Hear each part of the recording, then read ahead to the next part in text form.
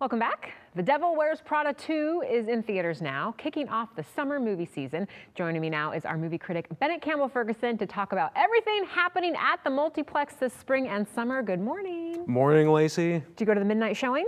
I did not, no. I think a lot of people probably did, though. I think this movie's going to be a massive hit. I mean, you're right about millennial nostalgia. Yeah. What are you hearing about it?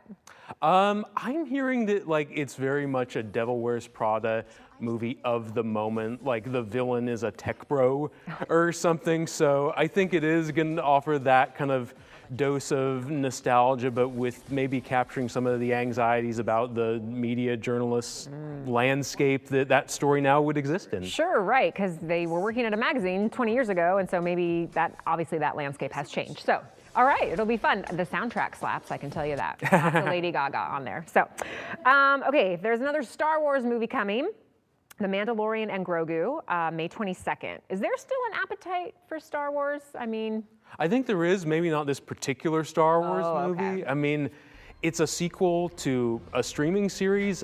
I think they haven't really, with the marketing, yet convinced people that this is anything more than just a glorified episode. And so I think a lot of people might sit this one out and wait for the Ryan Gosling Star Wars next year. Yeah, I just learned about that. Tell me more. It's called Star Wars Starfighter. It's directed by Sean Levy, who did Stranger Things, a lot of episodes of that. Okay. So what I've heard is that's the one that Disney is really amped about. Okay, so we'll have to wait till next summer for that. Disclosure Day, which comes out June 12th. This is directed by Steven Spielberg. And is this like a comeback for him of sorts?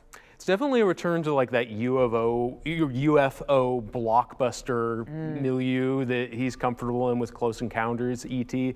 It's been a weird time for him, doing projects like West Side Story, which I think was totally an unnecessary remake. So this is the test of, does he still have that summer movie mojo? I'm excited to see this movie. I hope he does. Yeah, you think he does have it when you've seen the previews and everything?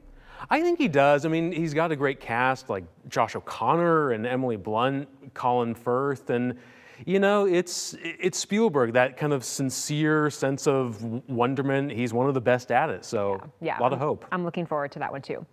Okay, Toy Story 5. We don't have the trailer to show you, but when I was watching it, I was laughing out loud the whole time. What do you think about this one? I'll be first in line, not only because it's a Toy Story movie, but it's directed by Andrew Stanton, who directed WALL-E and Finding Nemo. He's coming off of a live action movie, In the Blink of an Eye, that was kind of a stinker. So for him going to, back to Pixar and doing Toy Story, which is kind of a can't miss thing, hopefully this is kind of a redemption tour for him. Yeah, and he was one of the original kind of Pixar animators, right? So he's been involved in the Toy Stories from the beginning. Oh yeah, on the ground floor, yeah. This one involves, obviously the toys, Woody, Buzz, the whole gang, and then they meet some tech toys. An evil frog iPad or something. Exactly. So, the villain for our times. Yes. So it should be really funny. Okay, I know that you are excited about this one. Christopher Nolan directs The Odyssey, coming July 17th. My first question, though, how long is this movie? Well, it's funny you asked that, because Nolan himself just confirmed it's shorter than Oppenheimer. So it's under 3 hours, which means it could still be pretty long. Okay. Well, tell us what you think about it, what you know, and what you're expecting.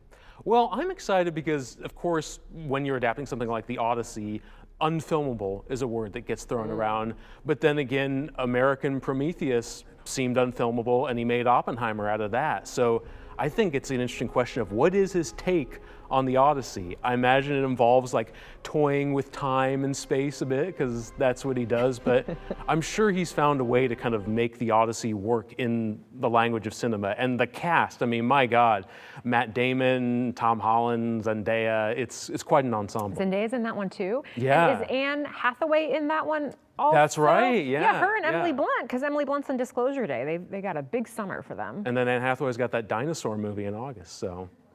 Did you, what? Tell us about that one. It's The End of Oak Street. It's directed by David Robert Mitchell, who made It Follows. It looks like their neighborhood gets transplanted into prehistoric times or something. It looks really weird. I'm a little uncomfortable about this one. What is this movie? Maybe it'll be great. Okay. I mean, lots more that we did not have time to talk talk about Dune 3, right? Is that this Over summer? Christmas, yeah. Oh, not till Christmas. Okay. But The Invite and also Masters of the Universe, talking about millennial nostalgia, He-Man movie. So yeah, it'll be a fun summer, it sounds like. How can people read your reviews on all that's to come? They're at foolswhodreammovies.com. All right. Thank you for coming, Bennett. Always great to see you. Thank you, Lacey.